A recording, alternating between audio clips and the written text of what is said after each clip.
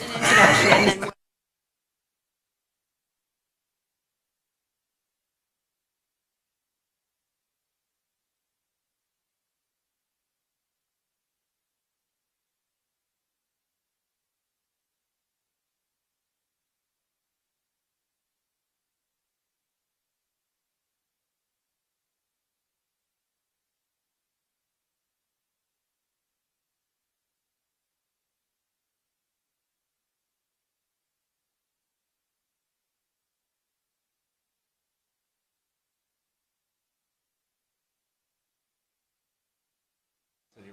No, you're not at all. Okay, I just want you to You know used to be that. there. That was a long time ago. That was sworn enemy. It's coming up 11 years. On a per square foot. good evening, everyone. I'm going to get started. We don't have microphones, so if anyone needs us to speak up, just let us know, and we will try to project a little bit better for you. My name is Heather Carrington. I'm the Community and Economic Development Officer for the City of Winooski, and in that role, I serve as the staff liaison to the Housing Commission. So on behalf of the Housing Commission, I'd like to welcome you all and thank you for being here for our housing policy discussion. The Housing Commission was stood up about a year ago, and over the past year, we've really been charged with looking at goals in alignment with the strategic vision for the city. Primarily, we've been looking at ensuring that we continue to be an affordable city for housing, so that we have a mix of high quality, safe, healthy housing for people in a variety of different formats. Over the past year, we've looked at a lot of data and got a sense of what the current conditions are. And as a result of that analysis, we've identified some of the gaps in the housing in our community. And thus far, the Commission has recommended that we put in place a replacement ordinance for housing and also an affordable housing trust fund. And the next thing that we're going to be considering at our next meeting, which by the way, they're all open to the public and they're held on the fourth Monday of every month. So please join us if you're interested. We'll be looking at inclusionary zoning, or IZ, at our next meeting. So we thought it would be a good time to really take a moment to educate ourselves in the community about the ordinances that we're considering, about the policies, about the incentives that we could potentially be using. And we pulled together a really whiz-banging panel of experts over here. So we're lucky to have the panel that we have, and I can just look over there and say, I know there are decades of experience over there. I'm saying that you're very experienced, and we're grateful to have you here, Erik. Like the old white guys panel. I also, because not everyone can come out for an evening meeting, we are live streaming this meeting. So anyone can watch it from home. It's being streamed now, and it also is being recorded. So it's available for people to watch later. So I think it's important to get a lot of questions on the table and have that information available for the community. So if people are interested who are watching at home, please feel free to come into the next Housing Commission meeting and share your opinion with us. That is going to be on Monday, the 22nd of October. So I'm going to just briefly introduce the panelists that we have tonight. We have Michael Monte from Champlain Housing Trust, Erhard Mahnke, who has to sit next to him, apparently, which was a problem. He's from the Vermont Affordable Housing Coalition. Brian Pine and Todd Rawlings are in different, Brian Pine is the city councilor for the city of Burlington. Todd Rawlings is with CEDO, the city of Burlington. And Erik Hoekstra from Redstone. The discussion tonight will be a targeted look at the policies and tools that the Housing Commission is considering. It will follow a Q&A format, and with the panelists taking questions from the audience. But to start off, I'd like to have each panelist introduce yourself, the organization that you represent, and what you've been working on primarily with housing recently. And I'm going to start down at the end with Brian. Sure, thanks.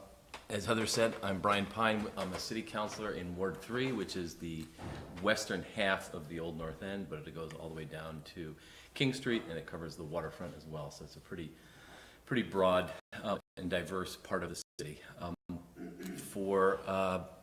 Currently, I work at the Vermont Energy Investment Corporation with a focus on removing financial barriers to greater energy efficiency, generally in affordable housing. So it's a position, which brings my background in affordable housing from 18 years at CEDO. Most of that time I was the assistant director for housing and was responsible for carrying out the policies that the city adopted in the 1980s primarily and the 90s somewhat, but both the policies and the programs of the city were my responsibility. Prior to that, I worked as a director of lending at a group called the Vermont Community Loan Fund, where I was on the financing side of affordable housing. And interestingly enough, most of the work I did before, sort of after college, but before having like a real job, was political activism around the housing issue. And so many of the ordinances I ended up having to implement were ordinances that I was involved in organizing and petitioning the city council to pass. So it just so happened that I was that person who ended up being able to do that. I'm Todd Rawlings. I'm the Housing Program Manager for the City of Burlington Community and Economic Development Office, or CEDO. Of the 18 years that Brian worked there, I worked for Brian for 13 of those. My current position is the Housing Program Manager, so I administer the Housing Trust Fund as well as the Inclusionary Zoning Ordinance for the City of Burlington. I dabble in the Replacement Housing Ordinance as well.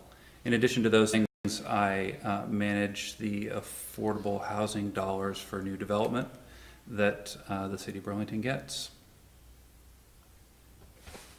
I am Michael Monte. I'm the Chief Operating and Financial Officer of Champlain Housing Trust. Brian has reminded me that it's now 11 years that I've been doing that job. Prior to that, I was off and on involved with CEDO for about 19 years, did a little consulting in the middle. Champlain Housing Trust right now is probably the largest nonprofit in Northwest Vermont. We serve 3 counties, about 3,000 apartments, 600 plus shared equity homes, a lending program, counseling and education program, and we do everything from homelessness to home ownership, and in that range of activities. Right now, we have 136 apartments going up in 2 different locations, which is a decent amount, thanks to a state bond, but we need more state bond money, and we'll have a press conference tomorrow about that, promoting and pushing for additional state funds. That was able to happen because of state bond. We have been welcomed to the city of Winooski again to do some more work, and so we're talking about how we can work within the city of Winooski a little bit more robustly. I think we just bought 105 units on Dorset Street, and we're looking at buying more of those kinds of projects called NOAA, naturally occurring affordable, keeping the middle income, and so-called workforce housing in housing, which does not get where rents don't get pushed up. I don't think I'll stop there because I have a long list. Thanks for coming and thanks for having me on the panel. My name is Erhard Mahnke. I'm with the Vermont Affordable Housing Coalition. As Heather mentioned, my primary work there, and I've been working there for probably close to 20 years now, is to do a lot of advocacy at the State House around affordable housing issues. So I follow the state budget very closely. We have organizationally about 80 members that are mostly organizations like Champlain Housing Trust, CEDO, Community Economic Development Office in Burlington, Vermont Energy Investment Corporation. So these guys all work for organizations that are also members of our statewide coalition.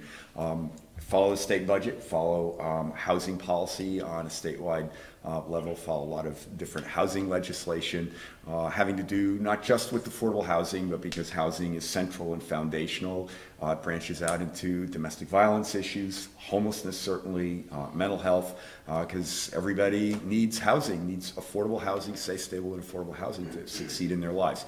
Before working for the Affordable Housing Coalition, worked for a nonprofit that created low-income housing, low-income limited equity housing cooperatives, many of which now are operated or managed by the Champlain Housing Trust in the area. And before that, I actually worked for the city of Winooski for many years. I was started off as a housing rehab specialist for the city back in the early 80s, and eventually became community development director. So worked for Winooski for somewhere around 8 or 10 years, rehabbed, I think, a couple hundred homes, existing homes of low-income residents, both homeownership as well as rental housing. And then was also on the city council during the 80s in Burlington, and the ordinances that we're discussing tonight, inclusionary zoning, housing replacement, housing trust fund, were all created during my tenure on the city council. Not that I was responsible for them or anything, but just helped work on those, and actually started working on them when I was a planning commissioner in Burlington in the early 80s. And the district I represented was the one just across the river, where I've lived for about 40 years now. Oh, I was on the city council too. Yeah, how about that? Thanks for reminding me. I'm Erik Hoekstra. I'm the managing partner at Redstone. We're a real estate development and management company based in Burlington. We've done a lot in Winooski. We own the building next door that we're trying to figure out what to do with, along with what used to be the Peking Duck House is now the Mill House residential complex. We've got 110 West Canal Street, where Chittenden County Regional Planning is based. We've got River House and River Run down near Spinner Place and the new side of downtown. We bought the Winooski block last year and been renovating that building and a couple of other buildings on East Allen Street. We've got a big warehouse down on Elm Street, and I'm sure I'm missing something. We love Winooski. We've done a lot of work here, and we hope to continue to do more and more work here. I personally live in the Old North End in Burlington. I feel very close to Winooski. It's a very similar community to where I live. I'm here almost more frequently than I am downtown on my personal time. As managing partner at Redstone, I kind of manage everything we do on the development and property management side. Before working with Redstone, my first job in Vermont, I was working in development at Housing Vermont, a nonprofit that partners with groups like Champlain Housing Trust, building affordable housing all over the state of Vermont. They do low-income housing tax credit syndication as well, which is a really complicated financial instrument that helps build most of the affordable housing that we see statewide. So I come from the affordable housing world. I understand that stuff pretty well, but also have the market rate for-profit experience. So. Great, thank you all. I'd like to introduce a few people who are here tonight before we get started. First of all, this is Robert Millar, who is the chair of the Housing Commission, and he'll be your facilitator for this evening. There are other members, actually a really good turnout from the Housing Commission here tonight, so if you could raise your hand, I call your name. Bobby Arnold is here, Leslie Black-Plumeau is here, Mike Oler is here, and Anna Wagling is here. Did anyone else sneak in that I didn't see? Oh, Jessica Bridge. I'm sorry, Jessica. Also, we have Mayor Seth Leonard here and Councilors Christine Lott and Erik Covey. So thank you for being here tonight. And I think we have someone from the Planning Commission. We have Palace Saporin here as well. So thank you for being here, all of you. So this is going to, I'm sorry, who did I miss? Oh, it's going to be a Q&A, so if there are questions in the audience, please feel free to raise your hands and we will call on you and have the questions answered for you by our panel. All right, I'm going to start with what I think are some basic things that we should cover in this kind of a conversation. What are we talking about in the first place? What is a replacement ordinance? So I think probably I'm going to go City of Burlington with that, just because you have a replacement ordinance. And if you could speak to that a little bit, basically, what does it do? What doesn't it do? What's it there for? I think the intent of the ordinance is to ensure that anytime a residential unit is removed, either through the conversion to a commercial property or demolished, that the owner of that property essentially needs to make restitution to the Housing Trust Fund, which will help in the creation of a new affordable unit. That's broadly speaking how it works. In terms of the amount that actually is triggered by that, it's a fairly complex calculation, but and it's not something that we see a huge amount of in the city of Burlington.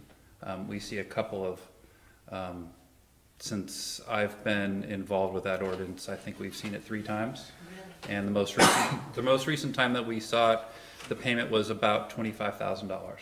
So it's not anywhere close to being what it will take to create a new unit, but it does provide some important subsidy through the trust fund. I would just add that the ordinance was in response to the conversion of lots of buildings that were residential to non-residential uses, somewhat demolition, but more the conversion side. And it was intended to really be a disincentive, a little bit of a, a little bit of a stick in the marketplace to say, yeah, if you're going to remove housing, we want you to replace it, and if you can't replace it, we're going to require to pay to the housing trust fund for someone else to replace it. And it had a bit of a chilling effect, which really was the intent. The council was pretty clear about that the ordinance was intended to really hold on to our limited housing supply, recognizing it's really difficult and expensive, and with limited land and all the challenges of building new, we should retain as much housing as we have and not allow it to be lost, even due to other market forces. So it wasn't intended to generate funding for housing, but that is what ultimately is the penalty for it. So I have a question for that. Yeah. So when you replace the ordinance, do you replace the ordinance just with another house, or does it have to be affordable? Well, I think since it goes to the Housing Trust Fund under the ordinance, and the Housing Trust Fund has a priority for permanently affordable housing, then I think the effect is that it goes. But if you're a private owner who does the removal, you need to replace it with actually a unit that is affordable to households, spelled out in the ordinance at 65% of median. So it does require you to get into providing affordable housing that you may not have been providing before. And that's actually a requirement, is it can't have been an affordable unit for the previous, I think it's 2 years, I'm losing track of the exact details, but it's for some period of time it cannot have been an affordable unit. And you could actually go to the Burlington Housing Authority as an owner and say, I'd like to make this a Section 8 apartment, and that would qualify. So that's sort of one way to deal with that. Part of the background for this was, there were a lot of pressures in the 80s from the institutions, mainly the University of Vermont. And the University of Vermont was buying up property in the district that I wound up representing, and taking existing residential property off the market. It's not always affordable, but it was residential.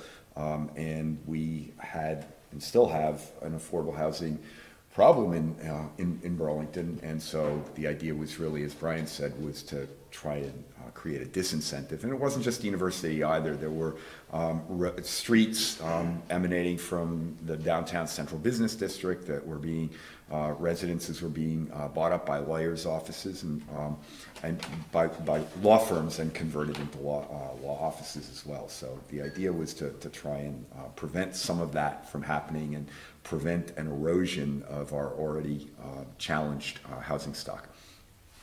Could we just stop talking? Yeah, just start talking. Yeah, feel free. This is an incredibly important ordinance. If there was a housing replacement ordinance in the city of South Burlington or the city of Essex right now, the 60 or 80 units that were lost with the redevelopment in front of the movie theater, for instance, or I think it's a couple of 160 units that were out in Essex, I can't remember how many there were, that got torn down and replaced with very high-end housing. By the fairgrounds. Yes, if this replacement ordinance was in those locations at this time, there would be a net increase of a new affordable, well, first of all, those people might have, when they were displaced, might have had a place to go. Secondly, those units would have been replaced for affordable housing for a stock of people who came after them. So it had a dampening effect about that, sort of doing that work. I think there's probably other things that dampened, so the tearing down of housing as well, besides just one ordinance. But regardless, that's kind of a critical ordinance when it comes to preserving some of the existing affordable housing or the naturally affordable housing that's existing right now. And it's something to consider. I don't know if Winooski has those pressures, but certainly that has occurred in a couple of locations in the last 2 or 3 years. And it's a couple hundred units there, a couple hundred apartments. Another example is all the housing that's been torn down around the airport. If South Burlington had had a demolition replacement ordinance, could very well have been that the federal government might have been helping to pay into the housing trust fund that South Burlington has It would have been created. required to. Yeah, would have been required.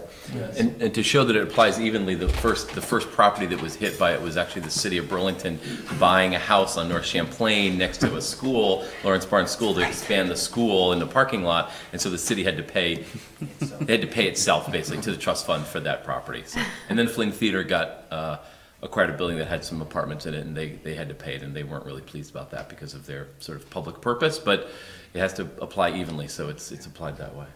And I just want to say, South Burlington did enact a housing replacement policy a little late, but Right. at least it is in place and was passed by the city council. I'd be good to, people in the public here, since we've heard all the people chime in to say how great this term should be, and I'm not disagreeing with it, but I'd be curious to hear what Erik says in response. So yeah, I mean, I think, you've heard a lot about what Burlington has done. And I think that the important thing with all of these kinds of ordinance considerations is there is no one size fits all. What you have to do in Winooski is look at what are the issues in Winooski and how do we craft ordinances and policies to address those issues. So the first question with housing replacement is Winooski losing housing? Are people tearing down houses and not replacing them? Are people taking houses and converting them into lawyers' offices and dentists' offices and things like that? You may identify that this isn't a problem in Winooski, and then maybe you don't need a housing replacement ordinance. But, I think the sort of the economic theory here is supply and demand, right? We have a supply-constrained housing market across the board. In Winooski, Burlington, all of Chittenden County, we have a supply-constrained market. So we don't want to have a situation where it's easy to reduce our supply of housing. And that's what housing replacement fundamentally is all about. So, probably, I would guess it makes sense for Winooski to have some type of a housing replacement ordinance. Exactly what that looks like has to make sense for Winooski. The other challenge I want to point out is that in a mixed-use neighborhood, very active in the North Street revitalization project, where you really want commercial activity on the ground level, it became a real conflict between two competing policy goals. One was preserving the housing stock, the other is that is the commercial neighborhood or commercial corridor that serves the Old North End. So we had to actually grapple with that, and in the end, we decided that there was flexibility in that zoning district, and in any neighborhood mixed-use district, you can you're not subject to, on the ground level, you're not subject to housing replacement, because it was viewed as a public good to have commercial activity on those levels. So I'm going to differ with Erik just a little, because I think he's mostly right. But I think that there is an issue. It's not just supply and demand. It's also the supply of the kind of housing that is being eliminated. So I think that has to be something that be taken into consideration. If they tore down all the fancy houses on the hill in Burlington, that might be okay. They could replace them with almost anything and it'll still be fine in terms of its economic impact upon people who are living in Burlington. If you did that then for a section of this Winooski over here, that in this direction I won't, and you suddenly eliminated blocks of housing, those people are displaced, and then you've got a critical issue to pay attention to. I think to me it's the issue of the sort of the economic classes that are basically being impacted. So it is supply and demand. We support supply like crazy, right? We want that, more of that. But it is the impact on people. So. I just had a question, because I know you're talking about the Burlington ordinance. It sounds like the triggers for that ordinance are when residential properties are converted into commercial properties, or if a residential property is demolished and not replaced. Mm-hmm. So the first thing is, I'm wondering if somebody comes in, tears down property and builds higher density, is the ordinance still triggered in terms of the permit affordability of the, because I think that at least, I think the Winooski conversation seems very different than the Burlington conversation, so I just wanna, and I don't know if you guys have read kind of where the Winooski, I know it's still in process, but my understanding of what Winooski is talking about is not talking about a change of use, but purely talking about any time housing is taken down and then replaced, that's what triggers this replacement ordinance. It's not about conversion of residential to commercial. So I just wanted to see if that was analogous to Burlington, or if we're really talking about two different kinds of policies. My experience with this has been that if you are redeveloping a site, you know, let's say you've got a single-family home, you're going to take it down and you're going to build a 4-unit building. In that instance, the replacement ordinance doesn't really apply because you are creating housing on the site, and you're actually creating more housing than what was there before. If you're tearing that house down and not replacing it with housing on that site, you either pay into the fund in Burlington, or you have an option to create a replacement unit off-site somewhere. But if it's off-site, it has to be affordable. I would Correct. mention too, Yep. that if you take a building, Winooski has lots of these, Burlington does, especially in the north end, where they were single-family homes that have been turned into duplexes and triplexes. If you take, at least in Burlington, the interpretation has been that if you take a 2 or 3 unit building and turn it back into, or turn it into a single family, it's still residential in use. So even though you're losing units, the interpretation has been it's staying residential. That's not a law. So that's an example of the fluidity and the flexibility that allows for changing, demographic changes to be accommodated. It sounds like a very similar conversation to the one that we're having with our ordinance currently. Can you just clarify, is there a lower limit on the Burlington ordinance? Because we've been, on number of units before it kicks in? Really? Okay. We've been looking at 4. Didn't you have somebody above some building somewhere on Cherry Street that went through hell? Excuse me. I can neither deny or confirm. You can't that. say yes to that. But it had to go through a lot of stuff in order to convert a very tiny apartment, but they were subject to the ordinance and they had to. Yes. Yeah. Yeah. So you want to be careful, I think. Jessica, did you have your hand? Yeah, so, and this, what you were saying, Brian, as I understood it, it fits in the downtown, so I guess does that rule differ by zone? Zoning districts, yes, it does. It does. Yep. Okay. Yep. It does.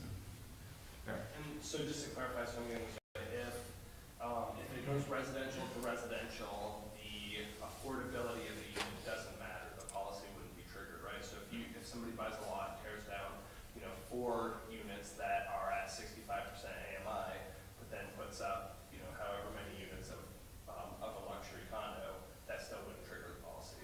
Right. Correct. Inclusionary zoning is triggered if it's big enough, but that's another issue. It's a different ordinance. Yep. Yeah. Thanks.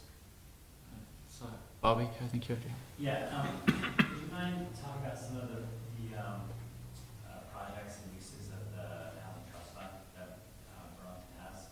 For example, for people that are displaced, You just opened like a 4-hour conversation. more specifically then, are people that are displaced through the demolition of a residential building, are they able to access funds from the housing trust fund either for temporary housing, or is that housing trust fund more for investment in additional housing later on down the line? They aren't able to, no, there's nothing in the ordinance that allows trust fund dollars to be used to assist those tenants, although there is language in the ordinance that does provide some protections for tenants that allows, I think specifically it's around notice requirements. 6 months. And the reimbursement for some costs, not clearly, it doesn't tackle the whole impact to the household, but there is some, there is some relocation cost in there that is borne by the person tearing down the unit, not the trust fund. If you use federal funds of any kind, Then there's a whole Uniform Relocation Act that requires you to provide notice, provide assistance, provide a differential in rents, provide moving costs, a whole range of things that is something that we wind up doing quite a bit for different reasons. Federal funds are utilized. But that's only federal funds. Excuse me. State funds too. Yeah, and state funds too. It's both federal and state. The federal funds are governed by the requirements of the Uniform Relocation Act. So if you're using HUD funds like CDBG dollars, you apply to the state's community development program to help fund the development. The Uniform Relocation Act will apply. The state doesn't have a Uniform Relocation Act, but your state funders are going to want to know what your anti-displacement strategy is and or how you're going to mitigate the impact of potential displacement, whether it's temporary or permanent. As a nonprofit developer, we wind up actually having one person practically spends a lot of their time on doing relocation and supporting the individual tenants, a temporary basis and a permanent basis. We wind up doing that a lot, but not the trust fund necessarily. Those funds are not used for relocation. The trust fund itself, I mean, Todd and Brian, I think, can give you more concrete examples, but generally it's for, the latter. It's for development of housing and/or there's a portion of it that goes to help sustain some of the nonprofits that provide affordable housing. For instance, HomeShare Vermont, which does home sharing, usually gets funding out of that. Could be some operating funds, just basic operating funds for nonprofits that are involved in affordable housing, but then also Champlain Housing Trust has like an annual work plan that helps receive funding from the Housing Trust Fund for specific units that are developed. Not to put Mike Oler on the spot, but if you are a tenant and you get displaced and you're low income and you would qualify, but you don't have Section 8, they'd probably send you to see Mike and see if he could help you. In the olden days. Yeah, not now, but that's what Mike would have done. Yeah. So the housing authorities local preferences can be used if there's a subsidy available, of course. That depends on availability. Due to no fault of your own, you should rise to the top. Yeah, exactly. Yes. Yeah. But there needs to be a subsidy available. Yeah. Yeah.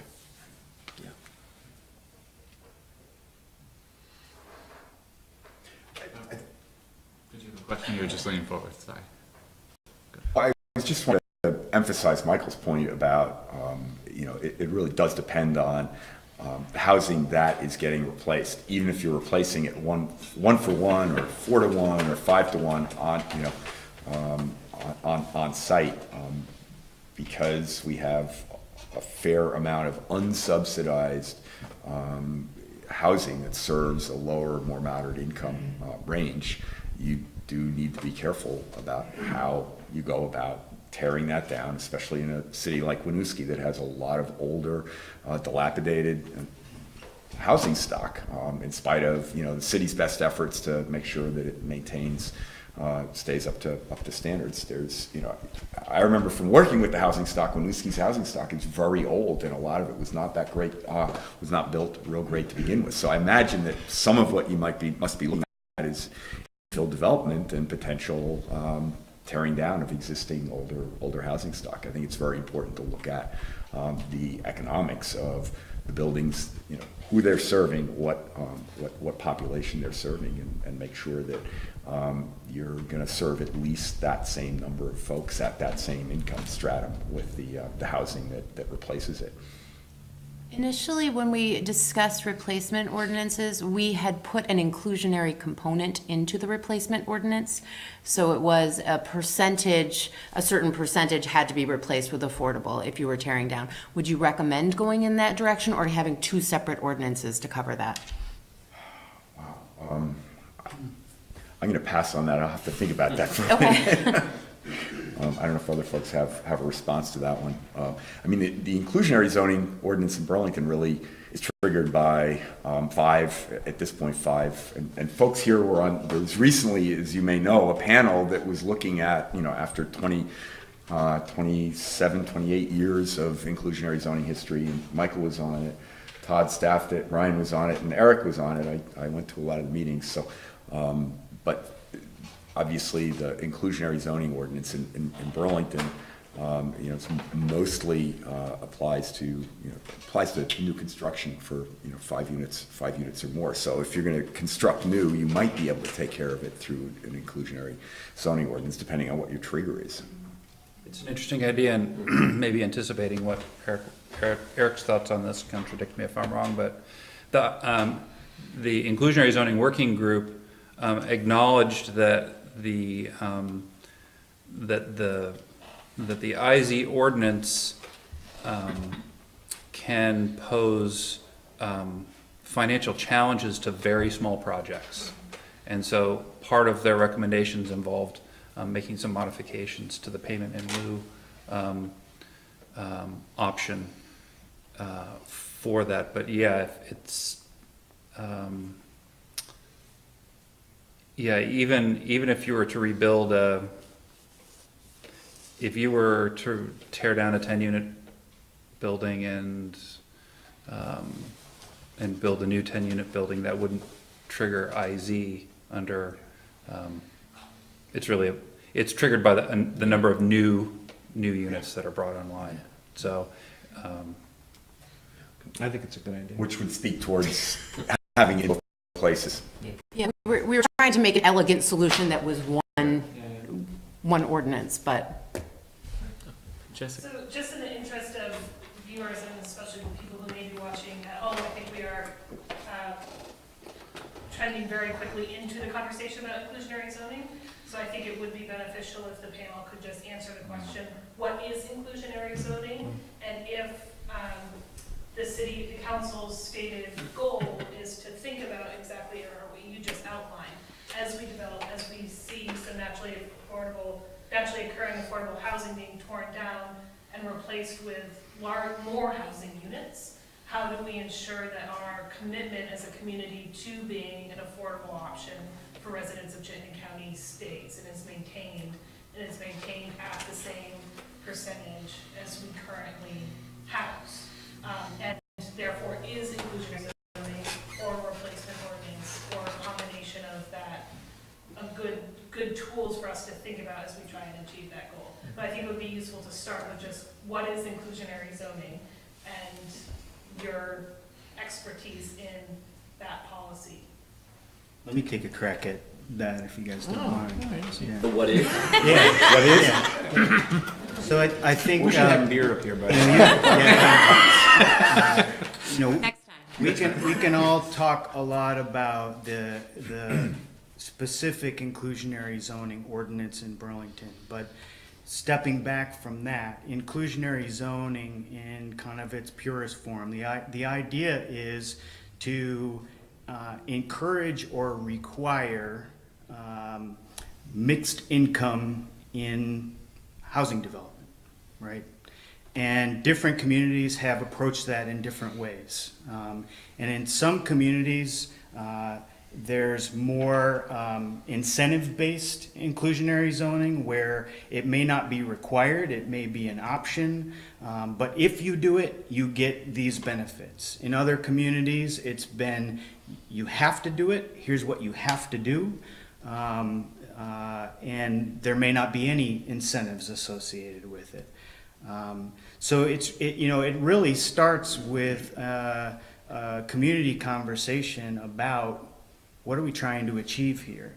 Burlington decided a long time ago that what they really were after was socioeconomic integration in the kinds of new housing projects that were being constructed. In Burlington, it wasn't about incentivizing or encouraging supply across the board. It was about socioeconomic integration. And that's the conversation that's continued, and the panel that Erhard described, that's what we kept coming back to was, Burlington decided a long time ago, this wasn't about encouraging the creation of more housing. This was about maintaining socioeconomic integration. Other communities have decided that their ordinances are about other things. So, it really depends on what you want to do. I have three things to say, a little bit of that. One was that one of the things I think it's called the IZWIG, the IZ Working Group, said that, was that being integrated within each project wasn't as essential now as making sure each neighborhood was integrated. So there was a little bit of shift, and principally, I think, for Burlington, there was a lot of affordable housing being developed throughout the old North End, and so you didn't really need to have every property be integrated. It just, the neighborhood needed to. And so there's a stronger enforcement of it must be built on site in neighborhoods which have a higher income as opposed to a lower income. So that was one thing that's different than historically it was. Initially, it was every building must be integrated and all the doors must be, you know, sort of integrated, that kind of thing. So that was a shift and that was a change. Winooski is probably similar in some ways, as a, you know, in terms of its size and neighborhood perspective. The other thing was that I just went to a group called Grounded Solutions Network. We're part of that network, which does shared equity, affordable housing, and IZ, and that's its purpose. And in the conversations that I went to for a day, the conversations around what was a good IZ ordinance, it was the ordinance that you adopt in your local community because there were so many different opportunities and choices that you could make. There was often enough, not necessarily a right answer. There was often enough you could make a choice of this might be a little bit better, this might be a little worse, but you're making still policy choices at the local level. And the Grounded Solutions Network, that particular website has a ton of resources around how to do that. And I think you all, your expertise here in Winooski knows about this source and site and could go there. The third thing is that Burlington did try to incentivize and make the twist, and there was a lot of discussion about this last week when I was at this conference, about how to make the developer whole, shall we say, by giving them incentives. You know, so, you know, greater density, greater height, greater lower cost, no need for parking requirements or less parking requirements, waivers of fees, all those things was a bundle of benefits going to the developer to offset the cost of the developer's expense to create affordable housing. Of course, what we discovered on the working group is that the developer's not recouping their cost, and so they had to make it some way. In Burlington, it seemed that we found ourselves in a review of the ordinance failing to see how those things really made a difference all the time, and that there was other issues around zoning that had to be paid attention to in terms of the developer's rights to develop. So then I'll say fourth thing and I'll stop. And all these things. Ordinances and zoning is a pretty imperfect tool to create affordable housing just by itself. So I would encourage there being a strong set of ordinances at the zoning level, but it's really one thing amongst two or three things that need to be done, probably maybe 4, 5, 6, maybe 8 things that need to be done in order to create affordable housing. If you rely simply on ordinances and zoning to create affordable housing, you'll fail. You'll get maybe some things out of it all, but there's still so much more that could be done in terms of what the initiatives could be and should be about. And it was never, in Burlington, zoning was a piece of the pie, but it was a trust fund. There was a bunch of other things as well in terms of moving things forward. So I'll stop there.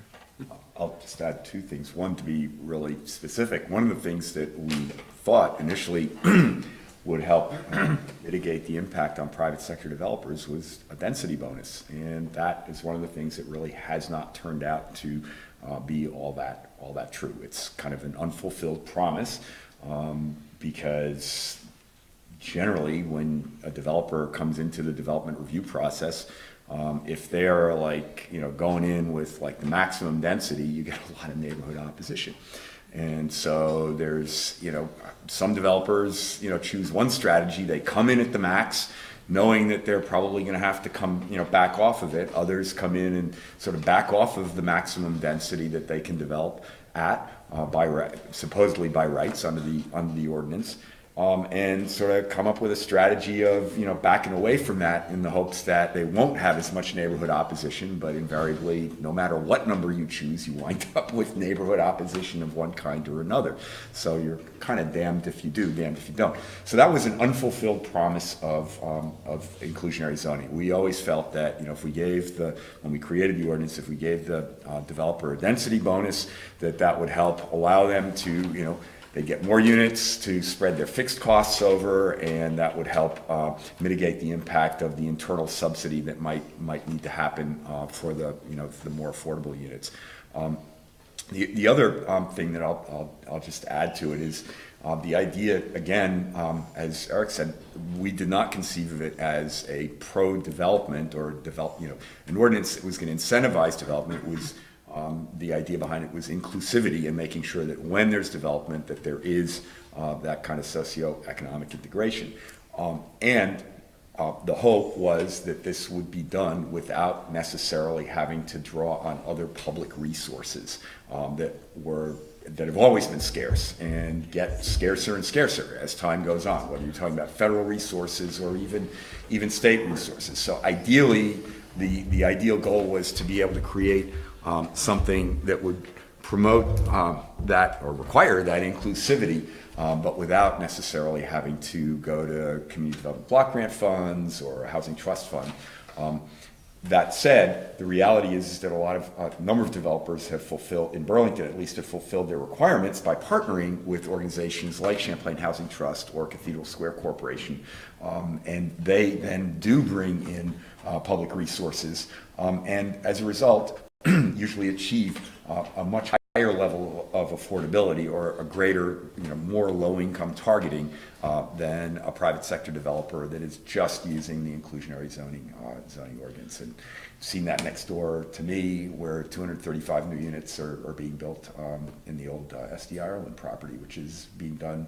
I mean, they got massive, very large bonuses, not just for inclusionary zoning, but also for converting an existing non-conforming industrial property in a residential zone into a residential property. So that extra incentive that they got, and they got just about the max. They didn't get the maximum, but they got a considerable amount, and that made it work for them without any public resources. So this is a wrinkle on inclusionary zoning which most people haven't heard about, and that is, and Erik was the first, at least I think maybe it was Eric Farrell, but I thought it was you, to do it on the CHT King Street block. 88 King Street.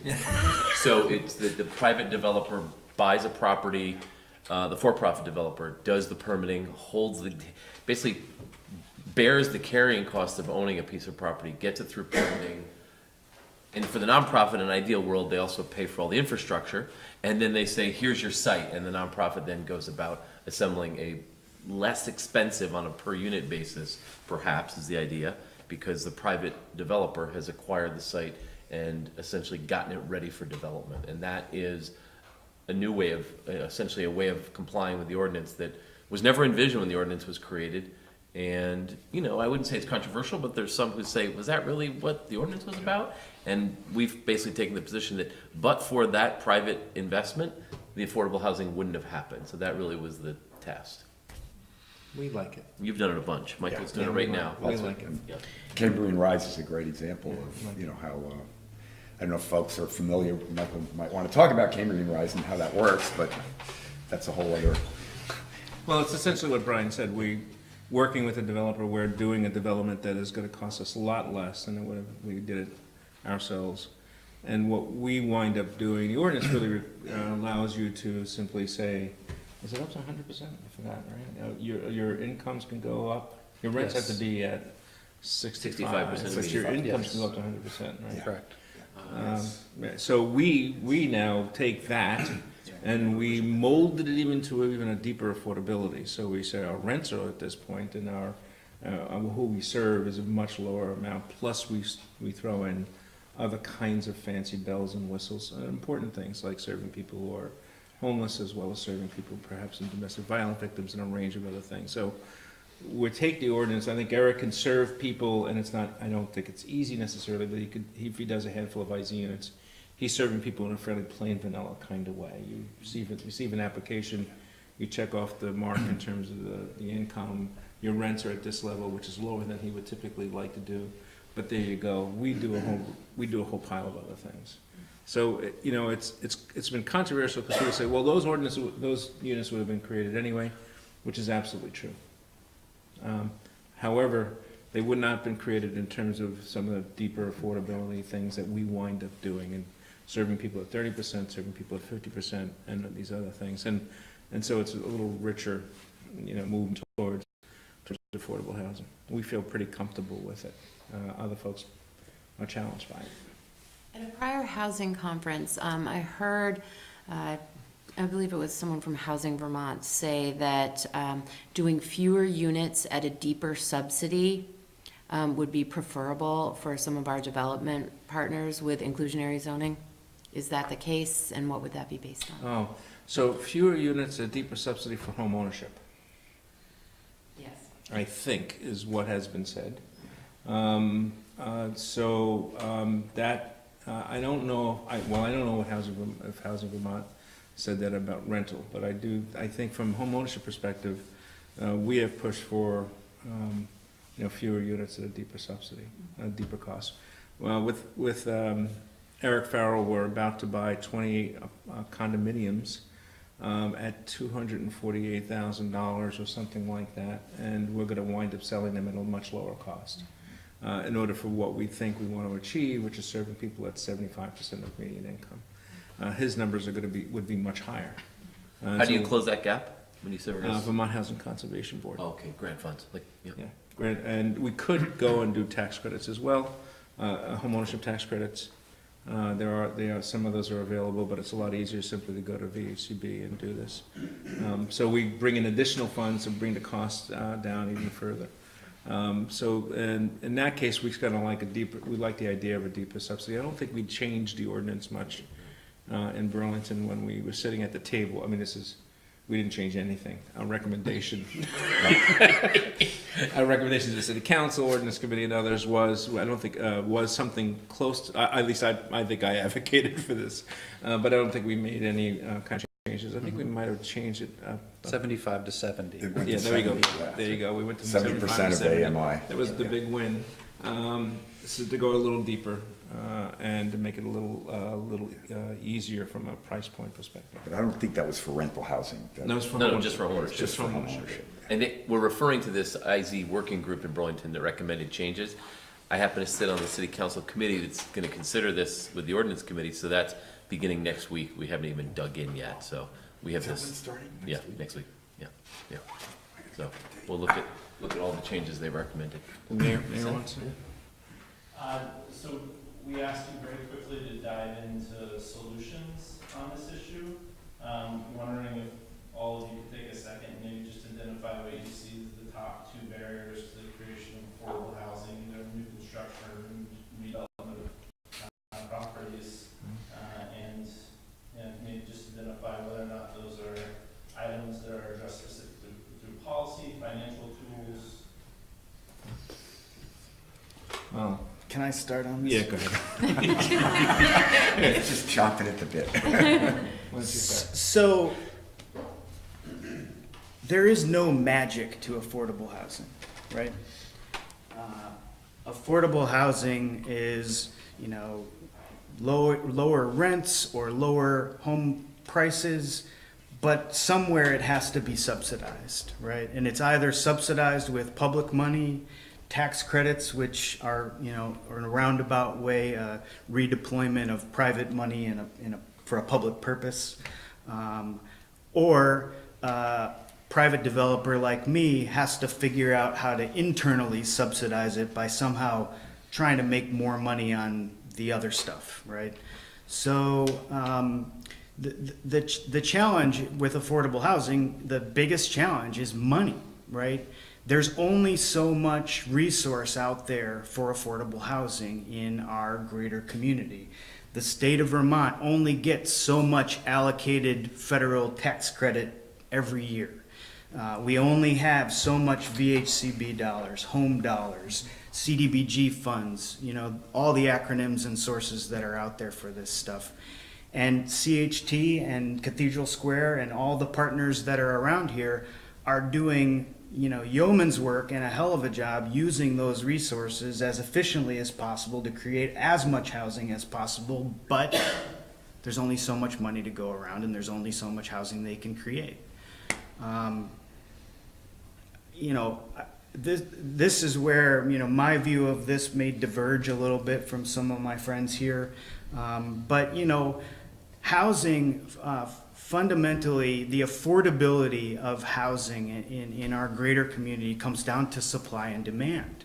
When there is insufficient supply like we have, when we've had for 40 years a 1% rental vacancy rate, there is tremendous pressure on price, right? And rents go up because we don't have enough supply to address the demand in the marketplace.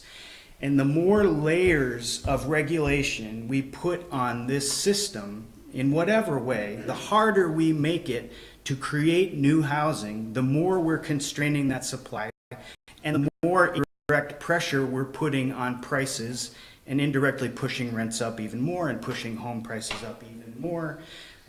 And there's a lot of new progressive thought, a lot of stuff happening around the YIMBY movement out west, where people are starting to recognize that when we put layers on layers on layers through zoning ordinances and other mechanisms that make it harder to build housing, I don't care what kind of housing, harder to build housing, we are making our communities less affordable.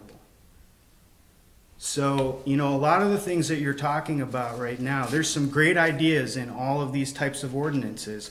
But if we don't get it right in Winooski, we are going to make it harder to build housing in Winooski, which will make Winooski less affordable over time. Because my nonprofit friends only have so much financial resource to go around to build as much affordable housing as they possibly can.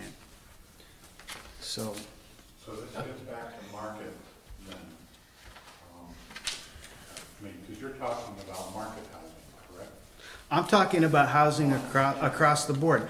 When honestly, I know, Nate DeGest is in the back of the room, has been developing some housing in Winooski as well. When we build rental housing, even when it's 100% market rate, on rental housing specifically, we are busting our butts to just try to make these things just barely work. And when more layers and more requirements are put on top of it, it's busted. I've been figuring it out in Burlington on a handful of projects where I've done the inclusionary internally. I haven't had any public subsidy, but I could lose my house on some of these projects, and the margins on these things are razor thin. And it's not widely known, but some of these things that I've done over the last 5 years, they're on the edge, man. And if things go the wrong direction for me, when my mortgages balloon in 5 years, I could lose my house. So there's a reason that not a lot of developers have been doing what I've been doing in Burlington. These numbers are freaking hard. And when construction costs are going up and interest rates are going up like they are now, it's even harder. Nate's looking at projects that he's having a really hard time making them pencil. I'm in the same boat. And that's in Winooski, where you don't currently have inclusionary requirements that will make it harder for me to do what I've been trying to do. There's a lot of other things that Winooski can do to retain existing affordable housing, to encourage creation of more affordable housing, but don't make it harder to build housing in Winooski. So, should I do a counterpoint just for fun? Because I don't necessarily disagree how difficult it is. There's no doubt, and I think it's actually pretty hard for the nonprofit world to figure out how to get through development. Bright Street Co-op, 40 units, took us three and a half years to try to figure out how to do that. And grasping at resources in a lot of different places in a lot of different ways. So the answer to Mayor is capital, money, and then the second answer would be money. Capital. Because ultimately, but then I'm going to disagree a little with Erik, but ultimately, Erik and I, as owners and representing of owners, have apartments that we have to rent that have fixed cost.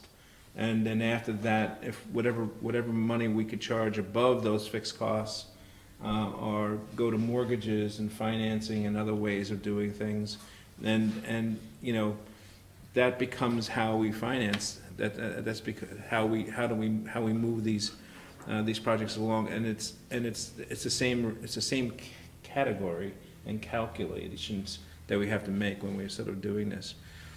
Erik has to go out and get regular bank financing, and you know, we get some fancy footworky kind of financing and tax credits to make our rents affordable. Erik has the flexibility to go up and do other things. He has the flexibility to go ahead and sell the units at some point and make a killing or lose a shirt.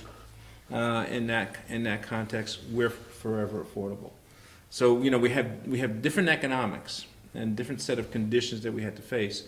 But ultimately, the spreadsheets ultimately look the same. It's the fixed cost, it's the cost to develop, it's how much money we get from different sources, investors, equity from tax credits, and how much we borrow, and that becomes the same spreadsheet. It's not much different.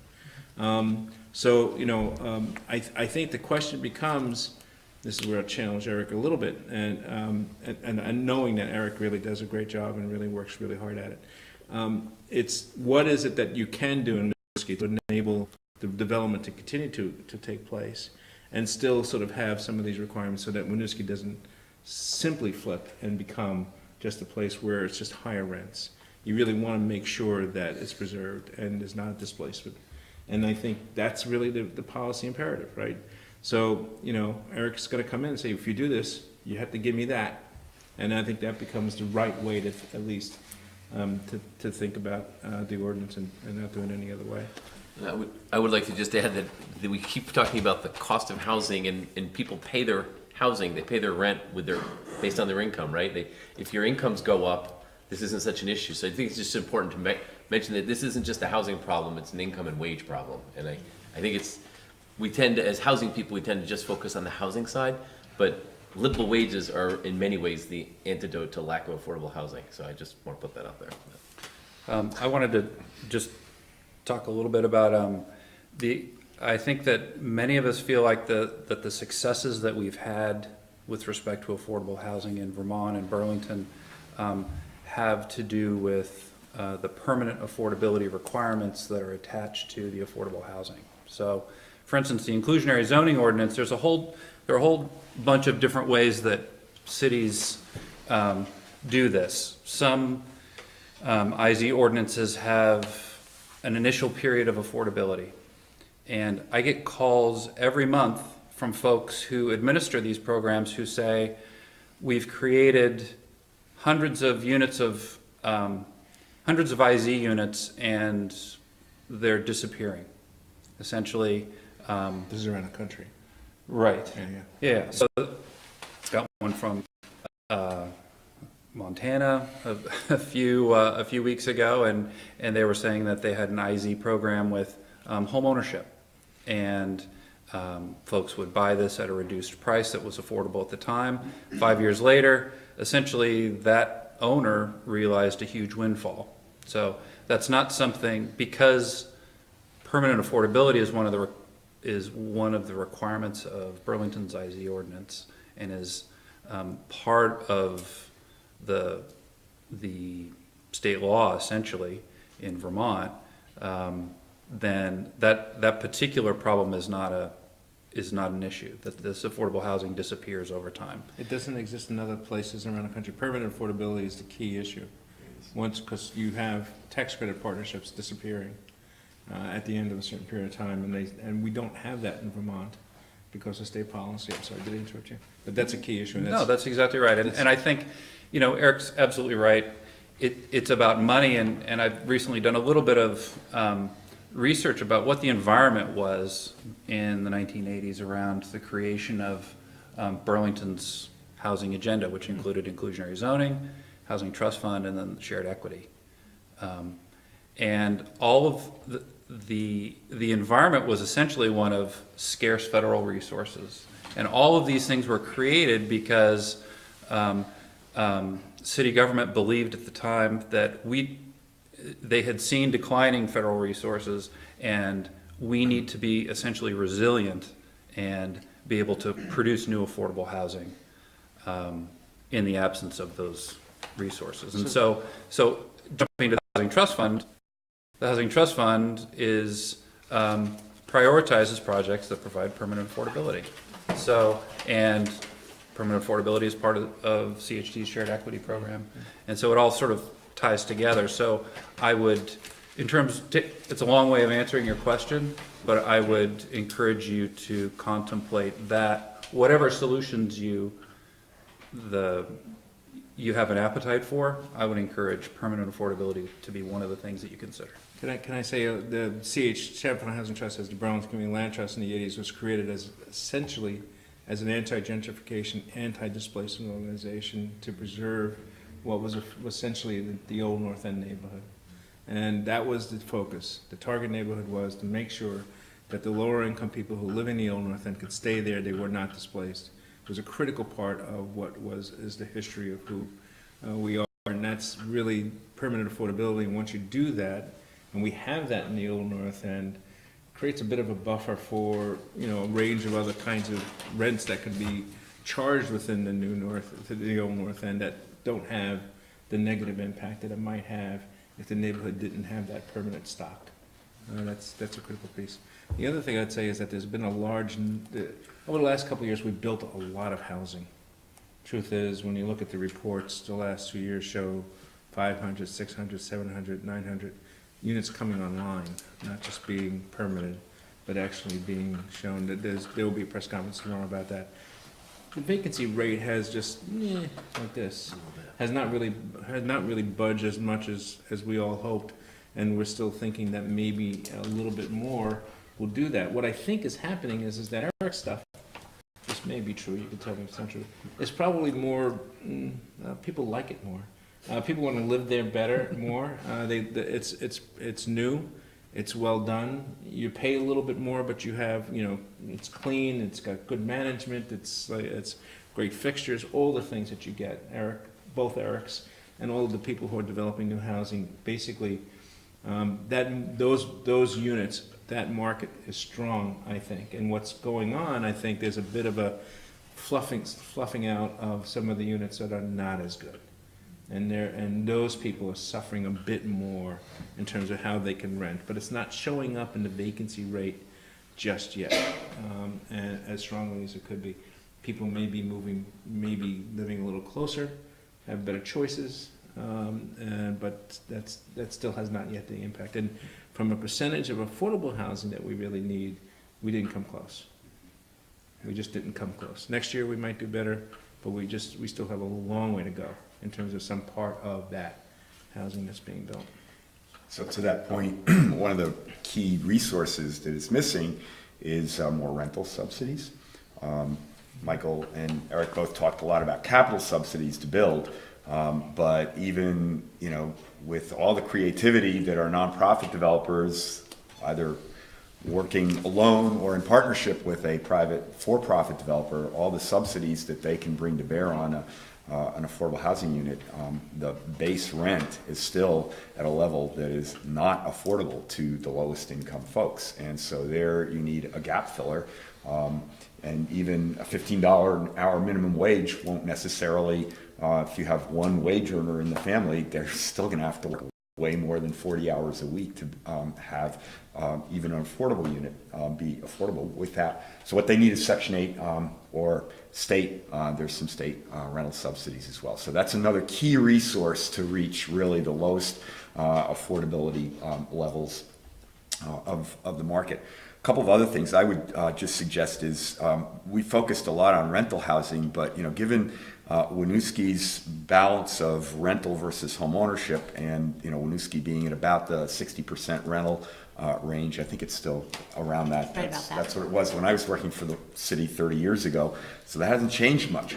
And I think one of the things that you really want to look at is the shared equity program that CHT has, and get more folks into stable home ownership, and try and increase your share of homeowners, because homeowners clearly provide longer term stability to a community. So I that's one thing I would encourage you to look at. And part and parcel of that, I was looking at kind of the list of other recommendations that you're looking at. Accessory dwelling units are a really good thing to look at, and I would say try to come up with some way of incentivizing ADUs is a good thing in Winooski, especially. There's a fair amount still of single-family stock in Winooski, and so ADUs I think would be something appropriate. Erik talked about the difficulties and the challenges and not adding more regulation. I know no one would say that Burlington was very successful at reducing its regulation. I think some. You were a planning commissioner, weren't you? I was, and one of the things that we did. I see this on the list, and Erik may say this isn't as effective as we had hoped it would be, but there's an ordinance on the books in Burlington around impact fee waivers for affordable housing, and I think you should definitely look at that. I know Winooski is pretty challenged, being 1 square mile without a lot of new developable areas. It's always had a tax base that's challenging. So you may not be able to provide any breaks for affordable housing through impact fee waivers, but I think it's very much worth looking at. And then I guess the other thing that private sector developers and nonprofit developers talk about is the predictability of your regulatory process, and having folks ensnared and engaged in a lengthy regulatory process can be a real challenge, and that costs money. The state, through its through legislation, has created basically designated areas that could be free of the often duplicative review of Act 250 and local development review, and I haven't really thought through how that meshes, in Winooski, but if you haven't already taken advantage of those special development zones that the state has made basically Act 250 free for mixed use and mixed income development, you should look at those because they will help provide, eliminate one extra step in the process for all developers. And another thing that people have looked at, I know Burlington's looked at it, and it's been controversial, and even with Burlington's well-staffed planning department, it may not be totally feasible to do, but I think Winooski ought to look at on-the-record review as part of its regulatory mix, so that when there are NIMBY appeals or other kinds of appeals, they're not looked at de novo by the environmental court, but they're looked at as a review, as an on-the-record review, basically. We're working on, I think Erik's been asked to join on this set of recommendations to Act 250 in terms of making, some of the rules at the state level being a lot easier once you go through, I think mostly the rigorous process you might go through in Winooski. Have to do that again, and then even on the state level, there's a whole bunch of stuff that they could be doing better, so that's something outside of it. But just around, capital comes in the form of a range of things, so it's reduced costs, but also comes in potential land that might be available to do development. For us, there's tax credits. There are low-income housing tax credits for rentals. There's tax credits for home ownership. There's a Vermont Housing Conservation Board. So there's lots of resources. The state, I think the city of Winooski has gone off and gotten funds from the BCDP for a wide variety of different kinds of funding when we needed to do that here. There's a potential for new market tax credits for home ownership.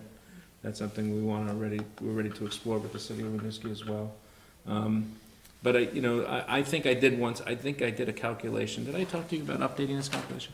It was if you took 1% of the housing trust fund, if you took the property tax value of this county, and you said 1%, It's like $1.5 million. $1.5 million. A year. Yeah. If you took the Chittenden County tax. I think it actually could be a little higher. Could be a little higher, actually. Yeah, right about now. So like Burlington has something, but if everybody did 1% in all the communities, and certainly in the core communities, you have $1 million more. We just bought this Dorset Commons to keep it affordable for a while. We struggled to come up with $480,000 of basically interest-only financing for a period of 5 or 8 years until we got to a point where we had to do something else. I mean, Erik says in 5 years he's got a balloon. I got those too. I'm not losing my house, but I'll probably lose my reputation. And CHT might go down a little bit. But I think we fought for it. I mean, there's a board member here. We fought for that to get every kind of financing piece that was different than straight traditional financing. And even the bank did something fancy for us to get there. So it's not to keep things at the $1,200 a month range, which may sound expensive to some, but actually is 80% of median income, and the people who live in Dorset Commons are all fairly working people, they're all retail and nurses and other things like that. To get that rent, we really had to struggle. I felt a little bit like Erik, to struggle to get to that place where we had all these different kind of sources. If Winooski has money that's in investing in somewhere else, we'll take that investment in the next development opportunity. We'll do those kinds of things. We did that with the city of Burlington once, and we're doing that with the state treasurer's money. We're doing that with the Vermont Community Foundation money. So there's a wide range. When we say just capital, and then the second thing is capital, there's probably about 10 different categories of capital-like things that we really could do that would be tossed in a bag and thought about a little bit more. Trust fund being the easiest one, probably. May I ask? Oh, Sorry, there was a question in the back for a while back. Yeah, you talked about it a little bit already, but given the fact that the city has only so many levers they can really pull, what type of incentives do you all feel are going to provide the most impact from your, I guess, various components that will allow the development of affordable housing to occur more easily, that the city has the most control over?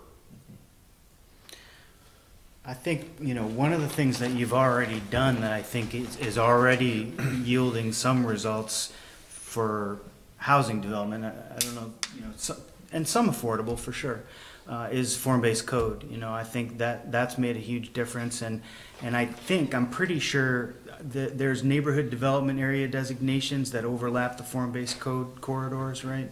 So you've made the Act 250 process a little bit easier. Erhard was kind of mentioning that as a tool. That helps a lot. You have a designated downtown, that has made Act 250 a little bit easier to deal with as well. Other things you could do, I think, it really is about money. I mean, anything you can do incrementally in Winooski, it may not be a huge thing, but the little incremental things like saying, we're not going to charge impact fees if your project meets this affordability level. If you can stomach that as a community and it doesn't feel like a burden, that's a great thing to be able to do. Reducing parking requirements? Reduce parking requirements? Yeah. Yeah. That's part of the ordinance and law as well. Yeah. I always thought that you should waive the first year of property taxes. Wait, I'm not done yet. Definitely. But have that payment in property taxes be essentially the fee structure that you pay. So if you're assuming that Erik is not, and nobody has thought this is a great idea, but I think it's a great idea. If Erik has to pay all these fees, and you're expecting property taxes, and you're gonna get property taxes for the rest of its life, waive the first year, let that be the fee structure, make that sort of equivalent to the property taxes, and then the next year you're gonna get all the property taxes. So you're putting it off for a year, but ultimately you're getting all the taxes you need. It's a little like a tax increment thing, but a little plan. That's a tax abatement pure and simple, right? It's maybe a tax abatement, but you're still not waiving all the impact fees that are critical. And you're gonna get the property taxes eventually, or not eventually, but the second year, you know? And so, I'm getting a stare from the manager. All right, never mind. But I think now that goes into an operating cost as opposed to needing to capitalize that from a mortgage cost, right? Mm-hmm. You don't have to pay that as a development fee. It's now an operating cost. And he puts that into his first year of operating. So that puts off a half, 300,000, 200,000, some amount of money. I don't know, I get worried about a slippery slope of tax abatements and people, I saying, think 1 year. starting to, 1 year is fine. sweat municipalities saying we won't develop here unless, you I pay our don't taxes. disagree. I As worry a about that. city official, I've said no to tax abatement more Yeah. than a half a dozen times. But in this context, I don't think you're saying really no to receiving money. You're doing what tax increment financing does, actually. You're taking the tax increment and you're buying public infrastructure. You're taking that tax increment for a year and you're making capital impact fees and fees for the city and everything else. It's not much different. You're just talking about the incremental additional. The 1 year of taxes that you would typically pay instead now translates into the fee structure that Erik would have to finance. It's a crazy idea. I don't know if the legislature would ever support it. You'd have to go to the legislature to get that done, but I think it's not. Actually, there was enabling legislation that was passed a couple of years ago for revitalization of neighborhoods. It was done for Rutland, West Rutland, north part, but on the books. I know you got a question, but one thing Erhard mentioned accessory dwelling units. I really do think that's a huge potential untapped tool. That was the question I was going to ask. All right, there you go. I know, Mike, you were interested in doing it at your house at one point, right? No, not at my house. No, somewhere. My you were neighborhood looking- was your neighborhood, interested. yeah. You know what? Your neighborhood wanted to My do whole neighborhood. What At your house? I think the state required all communities to have some kind of accessory dwelling provision in their ordinance, but There's a baseline. a lot of communities have crafted it in a way that makes it nearly impossible to actually do. So it's not really implementable. Like in Burlington, Burlington says, well, it can't be, bigger than this, and that ends up being too small sometimes. Oh, and you have to provide as much parking as you would for a primary residence. spaces a year or You can't go over the lot coverage allowances, So you have to, if you're gonna do it in Winooski and you actually want it to work, you have to create some, remove the parking requirement for an ADU. Allow it maybe by right or an easier path. They are allowed by right. I actually worked on this about 15 years ago when the ADU ordinance, that part of state land use planning law, chapter 117, was changed. And it used to be that ADUs were basically any community could create its own ordinances. And in order to encourage ADUs, the state created a floor of requirements. Now, that doesn't mean that a municipality cannot liberalize that floor, but it did create a floor so that ADUs, which used to be in most communities, were conditional use, required conditional use approval, were by rights as long as they met the floor requirements. It was an affordable housing initiative that, what's his name, Housing Vermont director before Nancy. Andy. Andy was pushing. It was part of the Blue Ribbon Commission that looked at chapter 117 in the early aughts. So Erik, are you You putting don't mind if we ADUs talk to each other, do you? Well, I think this is an important question. So are you putting ADUs in the category of naturally occurring? An opportunity for more or do you housing. think that in terms of solving the affordable housing No one thinks issue, can solve it. would the new ADU essentially have some sort of affordability restrictions, or is it just that the provision of more small units? I think, with all things, I think the easier and, the less restrictions around it you can put it, the better it will be. But what I think about ADUs is, it's potentially a source of affordable housing. There are folks that might be inclined to build a small accessory structure in their backyard or next to their house, or and it's relatively small, and they're gonna rent it at a relatively affordable rent to somebody. The other piece of it is, I think there's a demographic of kind of the empty nester aging in place crowd, where I've got this big old house, my kids are gone, I don't really need this big old house anymore, but I really love my neighborhood, I love the street I live on, I wanna stay here. If I could build a little house in the backyard, I could sell or rent out this big old house, and I could live back there in a smaller dwelling. Move into the garage. And that frees up the big house for maybe a family or, you know.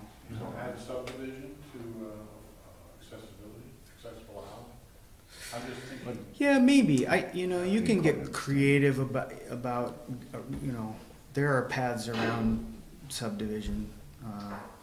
You could condo the site even if the municipality doesn't allow straight subdivision, but, yeah.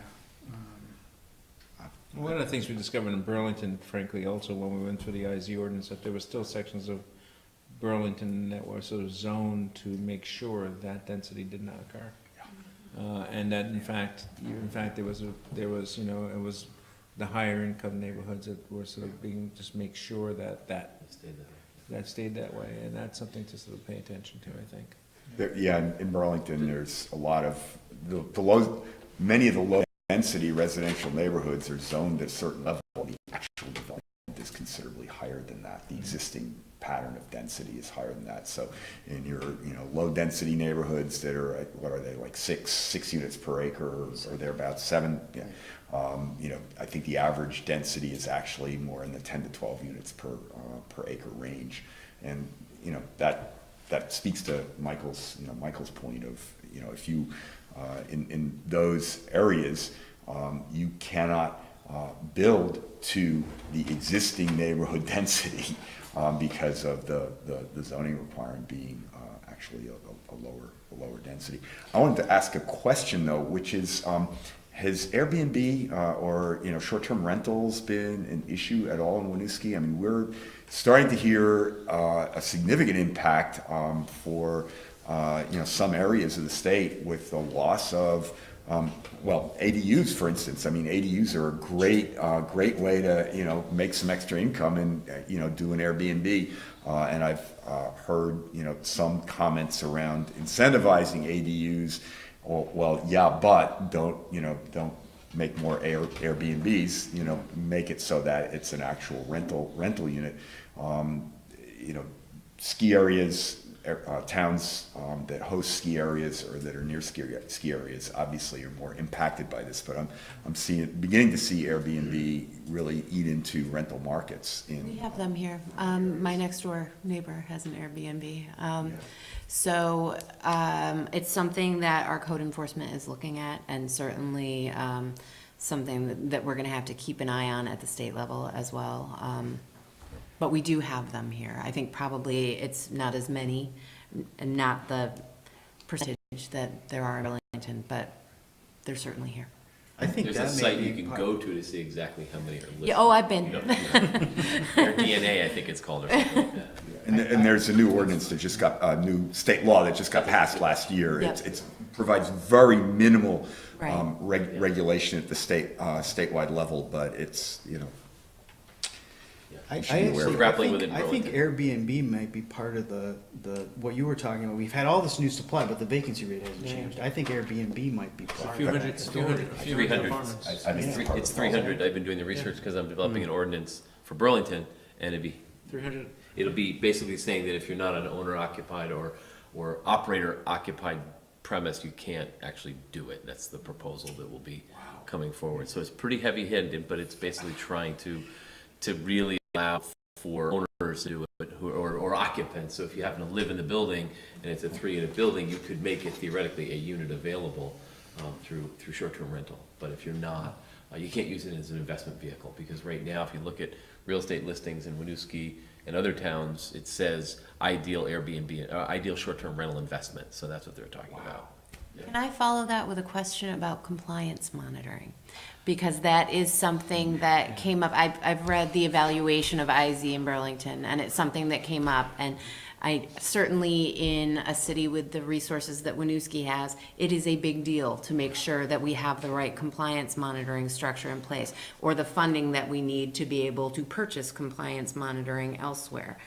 So can you speak a little bit to what would be required for compliance monitoring for IZ and for a replacement ordinance? If you don't mind, I just want to check in with the audience for questions. Yeah, sure. Because I thought I saw at least. I had a question earlier, I think it's a little outdated at this point. Sorry. Some of it's been answered, but I did want to just follow up with Eric's comments about the challenges of developing in these cities in this area.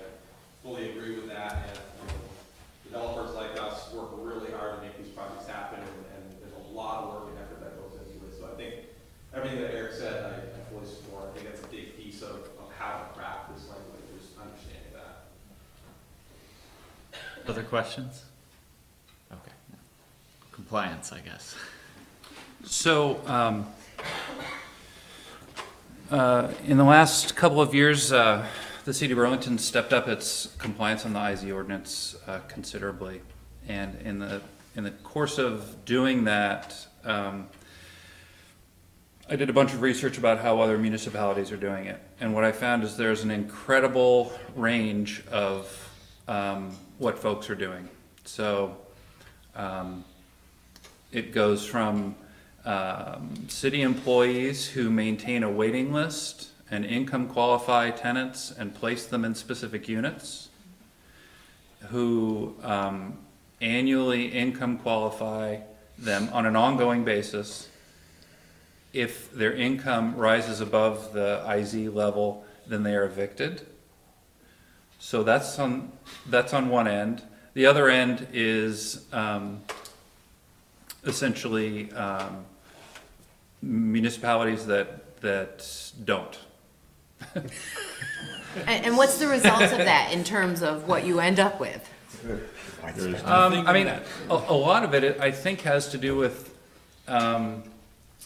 certainly the resources of the municipality, but also what is your appetite for compliance? What is your anxiety level? What sort of, because really this is a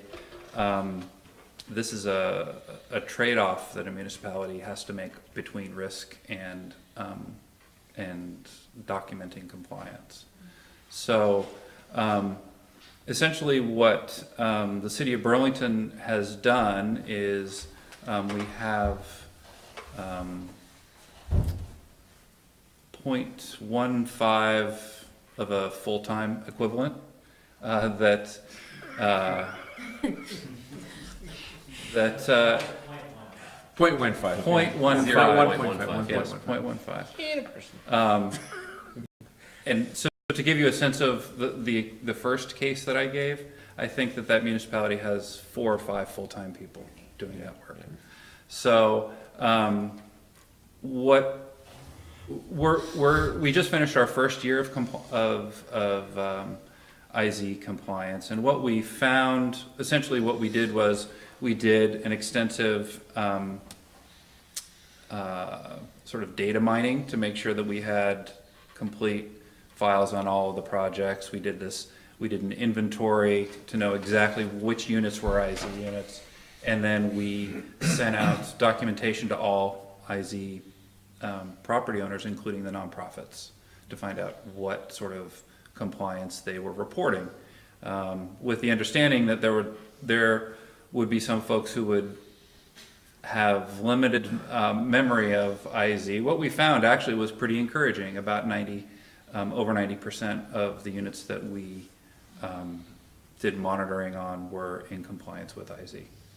And so the question for Burlington is, does Burlington have the appetite to move to the next level where we are doing deeper dives into the monitoring that we're doing, if we're doing site visits and looking at tenant files and all of that. And so at that point, at this point, we're not sure how deeply we're going to go into it.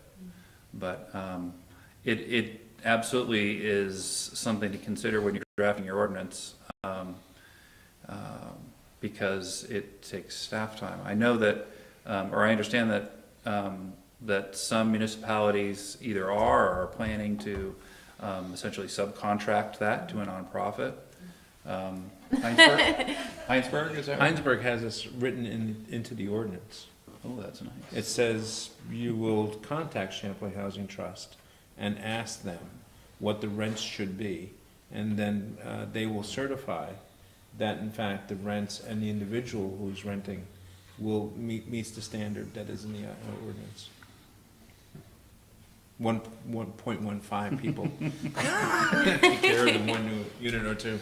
But just as part of this, we have at times provided sort of, well, we have a compliance department because all of the things that we have require huge amounts of federal rules and regs, and the people who have come in, I mean, Todd comes and monitors us, and another group comes and monitors us, so we have lots of different funding sources all making requests and requirements of us. And so we have essentially 2 people who focus on compliance, and there's another 4 people who are dealing with applications and lend hand to the compliance issue, all in rental housing. And so they have on occasion, and we have created forms for different developers to use, that we then have reviewed the information and say, yes, you're in compliance. And I provided that then to a municipality that says, thank you much, that's a different set of eyes. It's not deeper dive, it's all independently in perjury, penalty of perjury, both the individual doing it as well as the municipal official doing it, involved, in the owner and the tenant. But it is a level of compliance to assure that that all unit is affordable and the individual is meeting that requirement. And in most contexts, it has typically been on turnover, not on every year, which is a pretty serious, I think, level of sort of enforcement. But on turnover, this individual comes in, it's set, the rent's right, and the individual's income is correct. And if you do yearly enforcement, then you're really finding yourself in, I think, a bunch of stuff. And just to But clarify, on turnover, it's a little easier when somebody else comes in and you say the rent is right, then individual's income is correct, and you move on. Correct me if I'm wrong, but it's compliance at initial occupancy. Right. So, But that's not what the example that you were giving. It was. yeah, just to be clear, the example that I gave is not Burlington. yeah, right. I guess that's why I mentioned it. There's no appetite to be evicting over-income people with in IZ units. We want people's incomes to get better. Right, it's a ladder. Part of the You're point. providing a ladder. Yeah. But you're verifying, you're verifying their income at move-in, and then year to year, you're verifying that they're still there, or if someone new has moved in, Exactly. their income was proper when they moved. Right, so, right, we want to be, that's the main thing that we're really looking for when we're monitoring is there a new tenant, and if so, then this is information that we need to get. So we've charged the owner.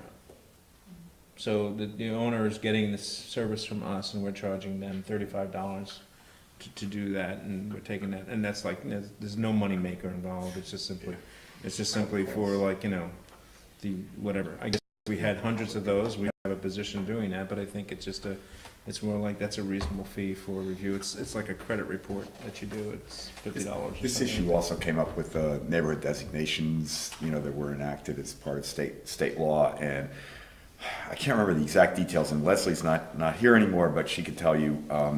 What I'm recalling is that the Housing Finance Agency was basically required to publish numbers every year that give private sector for-profit owners that are using one of the designation areas a way to know, like, what is the affordability level that's required. So you have I think it's VHFA or possibly with a combination in conjunction with the Department of Housing and Community Development. I just don't remember the details of it. It was done about a year ago in the 2017 session. So absent Champlain Housing Trust or a municipality doing it, a private sector developer is supposed to be able to go to a website and say, these are the rents that I need to charge in order to comply with the affordability criteria, say in one of the designation zones, like neighborhood designation areas.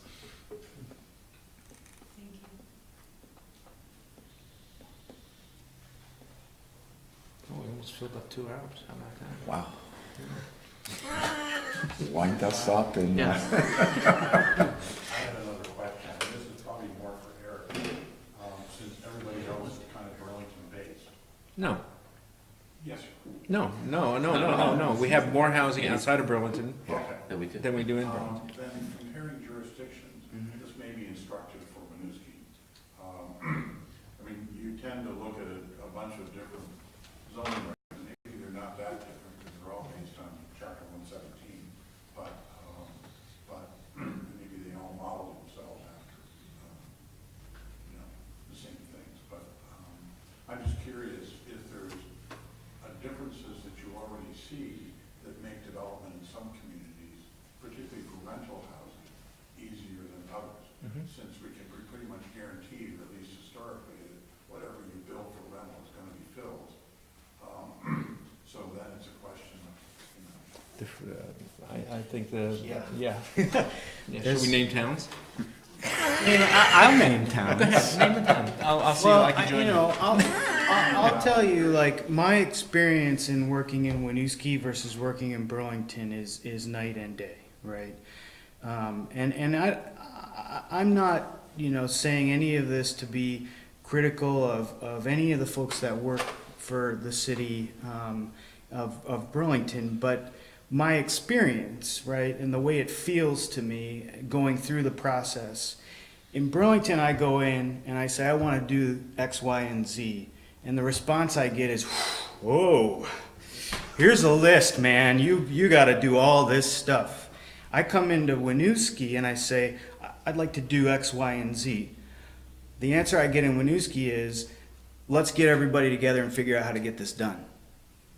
So I don't know, that's not an ordinance thing so much. It's just, I don't know, it's a cultural thing. It may be the size of Winooski, it's a small community and you've got, you can get, 3 department heads together in Winooski and figure it out. And you don't have the scale of bureaucracy that Burlington has, and that makes things quicker.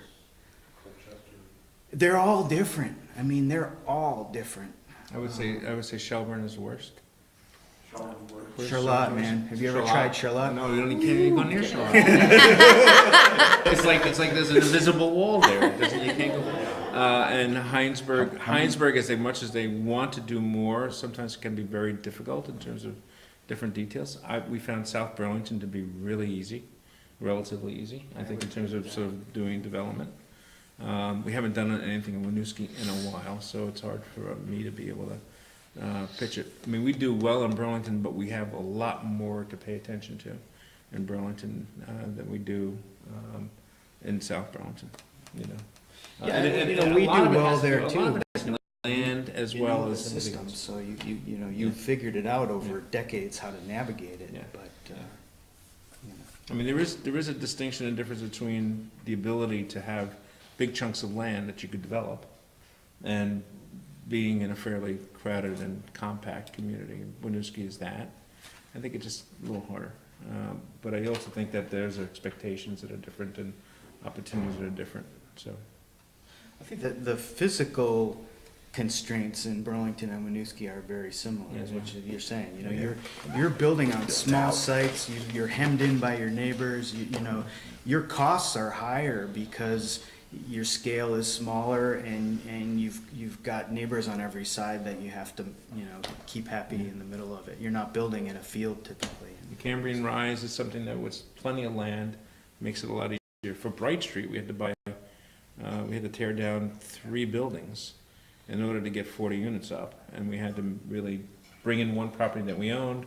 We had to buy 2 other properties to bring it in to get the critical mass to get something like that done. Eric's got the same kind of thing where he's like jamming in, I don't want to say that in a negative way, but you're really putting a lot of development into a footprint, Even on King Street, we have the building that we owned is on the land that we own, and that's it. It's as soon as we take a step, we're in some other world, some other owner.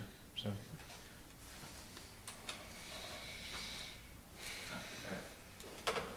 In your opinions, do you think it's better and or more effective to have two separate regulatory documents that address inclusionary housing and replacement housing, with the understanding that they will work together, or to try to integrate them as one document?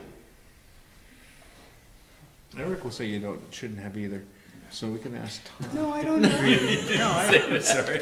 I think a replacement ordinance, at some level makes sense. And I think if you're gonna do these things, they should be separate. Because they really address separate issues.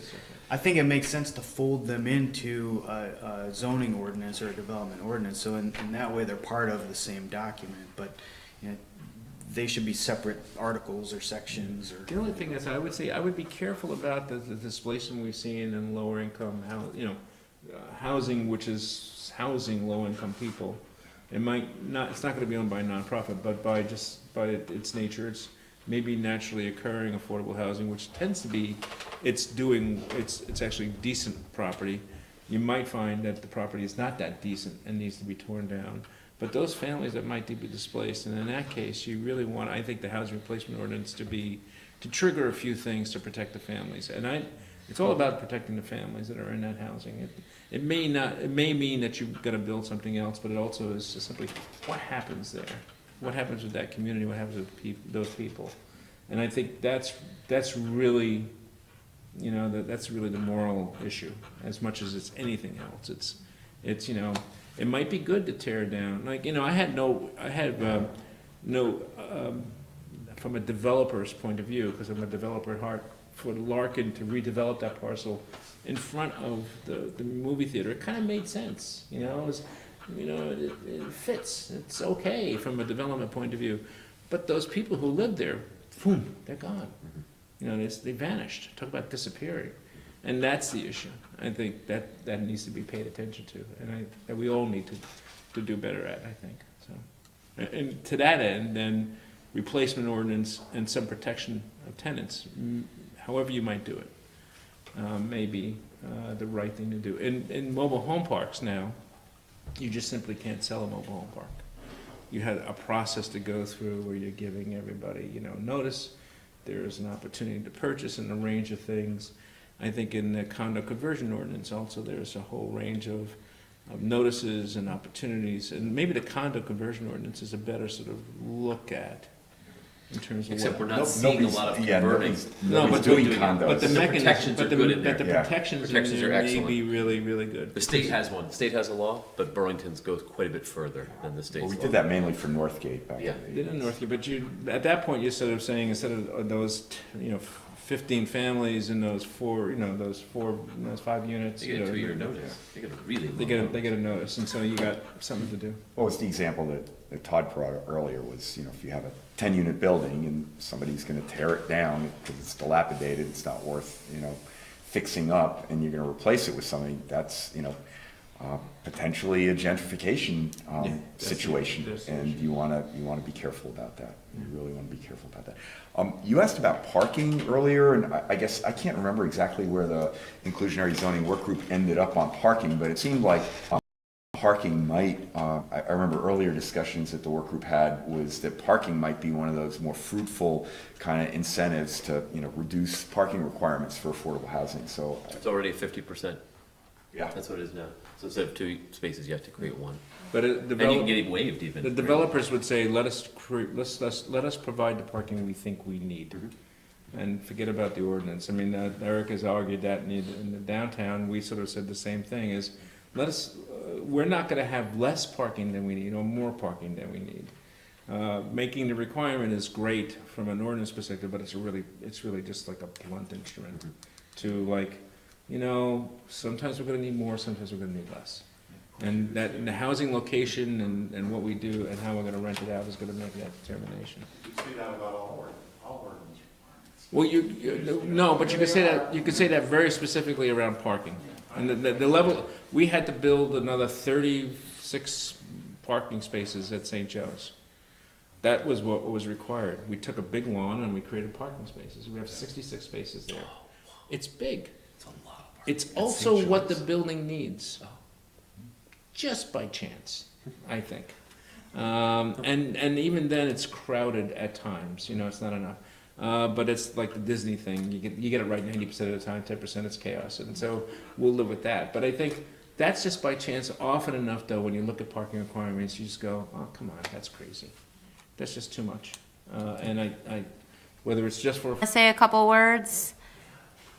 Actually, can I make a quick announcement before the mayor gets his, just to let folks know, if you haven't heard already, we have a biennial housing conference. It's happening on November 13th and 14th at the Hilton in Burlington. I'm on the planning committee. I think we've got a number of really exciting workshops. The first half day is going to, for folks who want to learn more about the basic nuts and bolts of housing. We have a Housing 101, Housing 102 kind of introduction to affordable housing. And then there's also a couple of workshops that are really going to take a deeper dive into the intersection between housing and healthcare, which has really been an emerging field over the last five or 6 years. And then the second day, we're especially looking for folks who are involved at the municipal level to. I think there's a number of workshops that are pitched. And Seth, the mayor, is actually working with us on the Housing 101 in his professional, non-political. Well, it's not a political. Right, wearing the other hat. There you go. We're working with Seth on Housing 101, 102. But the 14th is a full day of, I think, some really constructive workshops, and just would encourage you all to go. VHFA.org is the Housing Finances Agency's website, and that's where to go to register. Sorry, Seth. Not at all. These conversations are really exciting because I think they're a fantastic demonstration of the community that's really got its heart in the right place. Winooski is the most diverse community on a number of levels. People like to look at the language that are spoken here and the nationalities that people have. But the socioeconomic and economic diversity that exists here is also something we value, and it's something that we celebrate, not just as something that's really cool, but what we think makes us what we are as a unique community. We set out, around a year and a half ago now to really look at this issue of housing. We've had this interest in investment in our community. We've taken these steps to try to say, density on the corridors is okay. We're going to embrace that. That's going to be something that's part of who we are. We're okay with that. We invested in this conversation as a community, and for us to have that in a vacuum without really thoughtful, experienced professionals like you at the table would have been an extreme error. So we can't thank all of you enough for taking your time to come here and help educate not just our policymakers and leaders here in this room, but also the public at home as they hear these conversations unfold and have an opportunity to share their own perspectives. So that's the best thing that can happen out of this is people in this room, people watching at home that watch this video are inspired to share their reflections on what kind of community they want to see as a result of this type of conversation and how we can get there.